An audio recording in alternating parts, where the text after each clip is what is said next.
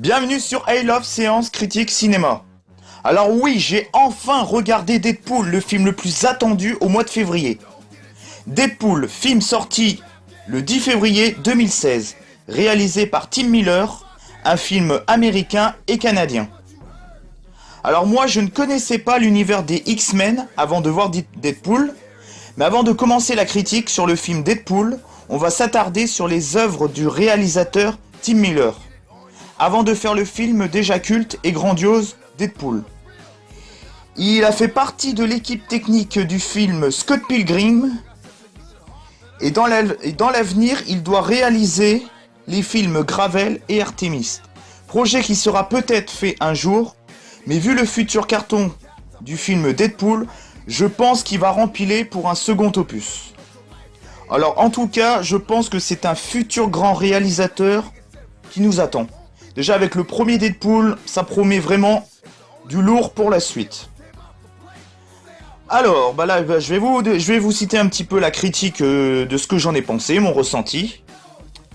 Alors, là, ce n'est pas Maman, je m'occupe des méchants, mais Deadpool s'occupe des méchants. Alors lui, il ne s'en occupe pas, il les défouraille direct, sans ménagement.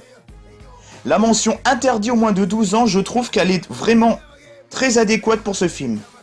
Parce qu'il est bien violent et sanglant, avec un soupçon de gore. On n'est pas dans un saut non plus, mais bon, il y a des membres qui volent quand même, des têtes, des jambes, enfin bref. Par contre, la duologie qui casse passerait presque pour des films de mauviettes, à côté de ce film. J'ai adoré le mélange d'ambiance entre le côté très comique et le côté très dramatique du film. Il mélange vraiment bien les genres, avec brio. Niveau comédie, les répliques fusent sans ménagement. Le personnage de Deadpool mène bien sa barque, de bonnes vannes qui font toujours mouche. Vous savez, un peu comme une mouche qui se pose sur la plus belle merde qu'elle n'a jamais vue de sa vie. Et ben là, c'est un petit peu pareil pour l'humour, c'est exactement ça. Le film est extrêmement drôle, fun et badass. Pour une fois qu'un film américain ne rentre pas dans un système trop politiquement correct, et qu'il ose montrer leurs grosses couilles sur la table, bah franchement, ça fait du bien. C'est franchement bien jouissif de se dire qu'encore en 2016, on peut encore faire des films de cette ampleur, des films où on a envie de faire bouger le spectateur. Vous savez, les films ont trop tendance à trop rentrer dans le politiquement correct. Et ben là non, là ils foncent dans le tas, là ils mettent leurs couilles sur la table. Enfin vraiment ils osent vraiment là, voilà, parce que d'habitude les Marvel vraiment c'est trop, c'est souvent enfantin. Ben là ils osent vraiment faire un truc original pour le coup, et vraiment violent et badass. Alors moi je dis franchement chapeau bas à Marvel. Moi je trouve qu'il a relevé le défi haut la main. Alors sinon le côté dramatique est très bien exploité aussi. Par contre quand c'est vraiment dramatique, il joue vraiment le côté dramatique jusqu'au bout, vraiment à fond quoi. Un côté dramatique parfois touchant, parfois choquant et parfois tortueux. Oui, parfois il y a vraiment des scènes vraiment tortueuses, enfin des scènes de torture vraiment des scènes tortueuses vraiment entre des scènes tortueuses de notre personnage, enfin du personnage Deadpool, qui est vraiment assez choquant pour le coup. Mais voilà, il tape vraiment dans l'art quoi. Le côté action avec des combats bien violents, bien rythmés, bien enchaînés avec des cascades en puissance, des combats d'armes aussi. Mais vraiment, il y a rien à dire, ce film est vraiment parfait de A à Z quoi. Franchement, quand ils font un truc vraiment, ils le font vraiment jusqu'au bout. Alors là-dessus aussi, ils ont mis le paquet. Niveau musique, elle pète bien aussi. Je sens que je vais faire ma petite playlist du film. Ouais, je sens que je vais vraiment faire ma petite playlist parce qu'il y a vraiment des musiques vraiment badass, vraiment qui pètent vraiment bien quoi. Niveau mise en scène, elle est très bien exploitée. J'ai remarqué quand notre super-héros est au plus mal pendant un moment, ils ont réussi à faire comme si l'image était floutée pour avoir encore plus d'intensité dans le côté dramatique. Alors je ne pense pas que c'est un faux raccord, mais je pense plutôt que c'est du putain de génie d'avoir fait ça. Sinon dans la réalisation, notre super-héros est vraiment au plus proche du spectateur. Le mec nous parle à nous, spectateurs. Alors mais c'est super bien fait.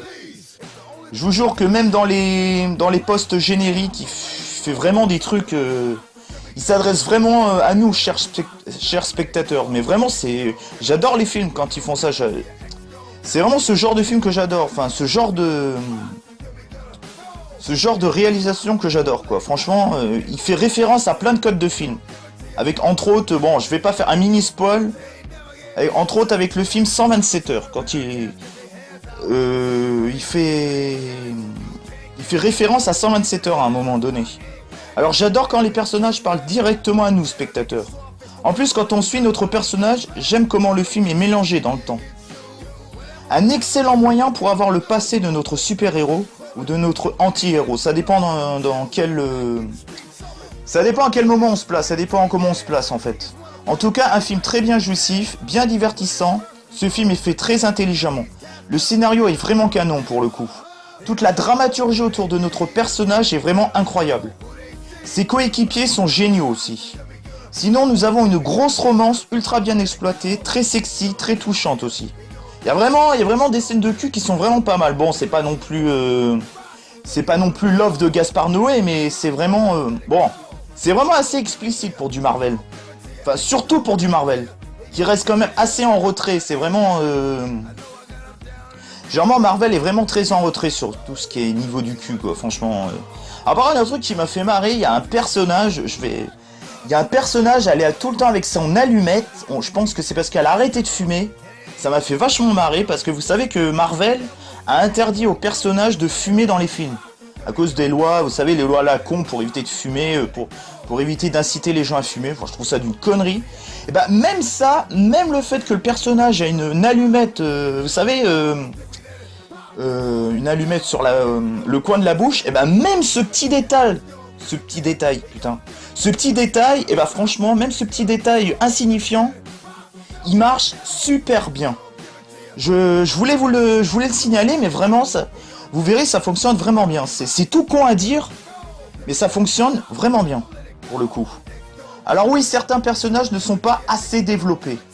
Mais franchement, on s'en bat les couilles royales, comme un couscous royal. Le personnage de Deadpool suffit largement, amplement. Un conseil, moi qui n'a jamais la motivation de voir des films de super-héros, là pour le coup, foncez le voir. Il vaut vraiment le coup d'œil. Un film ultra jouissif pour le coup. On prend littéralement notre pied. Là, on prend toute la jambe même avec. Le tagline, la phrase d'accroche qu'on appelle en français, sur l'affiche n'a jamais été aussi honnête envers son spectateur. On prend littéralement notre pied. Pensez à voir tout le générique parce qu'il y a quelques postes génériques bien décalés.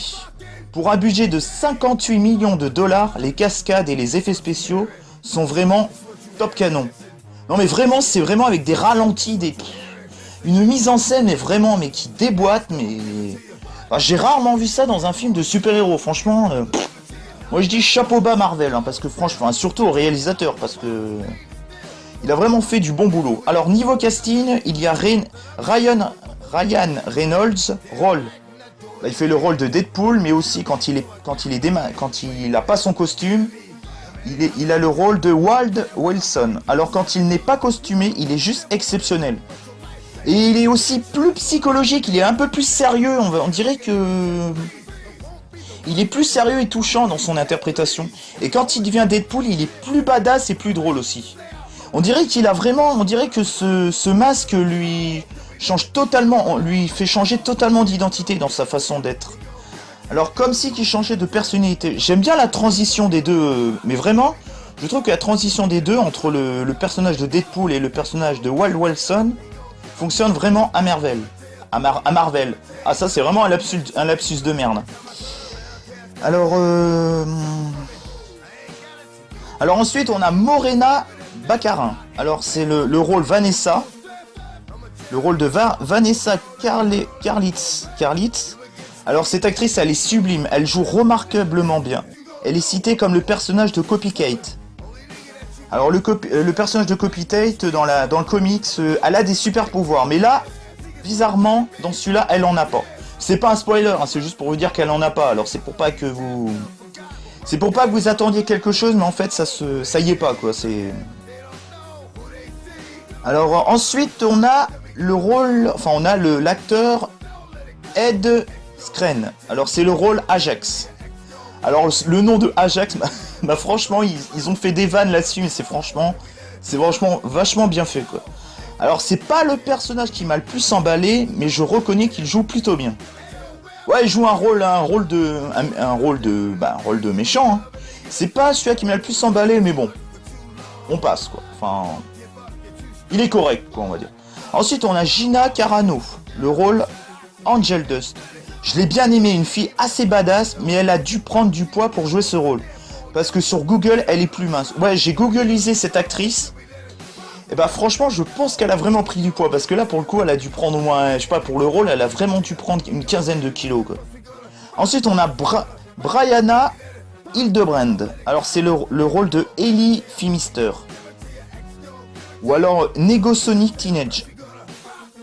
Alors, elle parle pas beaucoup, mais alors j'aime ce personnage atypique. Cette actrice est exceptionnelle. C'est elle que je vous parlais. Vous savez qu'elle a l'allumette au bord de la bouche, là. Enfin, franchement, ce personnage m'a vraiment scotché. Mais vraiment, m'a vraiment scotché. Elle a les cheveux rasés, vous savez, un peu comme Charlize Theron dans Mad Max Fury Road.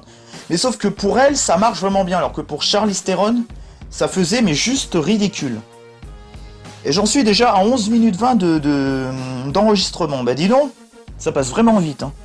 Alors ensuite, on a T.J. Miller. Alors le rôle, c'est Weasel. Alors excusez-moi si je prononce mal les rôles, mais moi, les noms anglais et moi, ça fait vraiment deux. C'est un peu comme Durandal. Durandal, lui non plus, le vidéaste, il n'arrive pas à aligner 3 réalisateurs correctement. Bah je crois que je fais pareil que lui, hein, parce que je galère, mais j'en chie vraiment. Alors c'est un personnage secondaire, mais qui apporte beaucoup de soutien à notre anti-héros. C'est vraiment un petit peu le côté buddy movie, vous savez... il joue le rôle d'un barman, vous savez, enfin... je trouve que ce personnage secondaire apporte vraiment un plus à ce film, quoi. Enfin, surtout à notre personnage. Il y a vraiment une belle complicité entre eux deux. Tout comme une dame aveugle aussi, très badass, la dame. Ouais, c'est un petit peu le même genre, c'est une autre actrice qui joue un rôle aux côtés de Deadpool. Par contre, j'ai pas réussi à retrouver le nom de cette actrice. C'est une black, hein. Enfin, j'ai pas envie d'être péjoratif ni raciste, hein. Elle est black pour que vous la visualisez, quoi. Mais franchement, elle joue super bien. C'est vraiment une actrice, mais franchement, je pense qu'elle a fait autre chose. Je pense qu'elle a fait d'autres trucs, mais je me suis pas vraiment penché sur la question.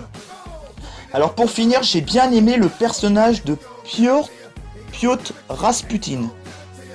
Alors lui, il est excellent. Je ne peux pas parler de l'acteur puisqu'il incarne un mutant russe. Alors oui, j'ai dit mutant russe. Alors dans ma critique sur Facebook, j'avais dit que c'était un robot. Mais évidemment, comme je ne connais pas l'univers de X-Men, j'ai fait une bourde monumentale et je me suis fait vite rappeler à l'ordre dans les commentaires de mon post de Facebook que j'avais posté, ma critique. Je me suis vite fait rappeler à l'ordre. Mais sinon, j'adore ce personnage. Foncez le voir parce que ce film est vraiment une putain de bombe atomique. C'est vraiment une claque. Je vous jure, j'en perds mes mots. Je suis toujours pas sorti de mon petit nuage. Pour moi, je suis toujours dans le film. Je l'ai vu à la séance de 14h, le jour de sa sortie, le 10 février. Enfin, plutôt à 14h20, parce que le temps qui passe leur pub de merde, tout aussi nul les unes que les autres, bah j'ai toujours pas réalisé que j'ai vu ce film. Avec du recul, je crois que je vais encore plus kiffer ce film, ce chef-d'œuvre, quoi. Surtout quand je le verrai une seconde fois.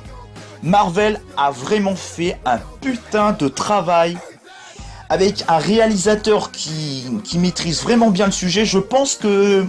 J'ai pas vu beaucoup d'échos, mais je pense qu'il respecte beaucoup le comics de base. J'ai pas lu le comics de base, mais je pense qu'ils l'ont respecté à merveille. À merveille. Bon, je suis désolé si j'ai un petit peu bafouillé, c'est que je voulais faire je voulais pas faire plusieurs fois des prises. Là, je l'ai fait vraiment en one shot, quoi. Je l'ai vraiment fait comme une scripted reality. Vous savez, quand c'est tourné en une seule fois. Bah là, c'est pareil, je l'ai fait en scripted reality en une seule fois. Bon, alors, pour finir cette critique sur Deadpool, je vous invite à voir dans la barre de description les meilleures chaînes YouTube avec d'excellentes chaînes sur le cinéma et d'excellents vidéastes. Il y aura aussi un excellent groupe Facebook. Alors je vous conseille vivement de rejoindre les chaînes et les groupes Facebook que je vais mettre dans la barre de description parce que c'est vraiment des vidéastes en or. Entre la semaine de Kim, le cinéma par un cinéphile et le groupe Facebook Harry Hit.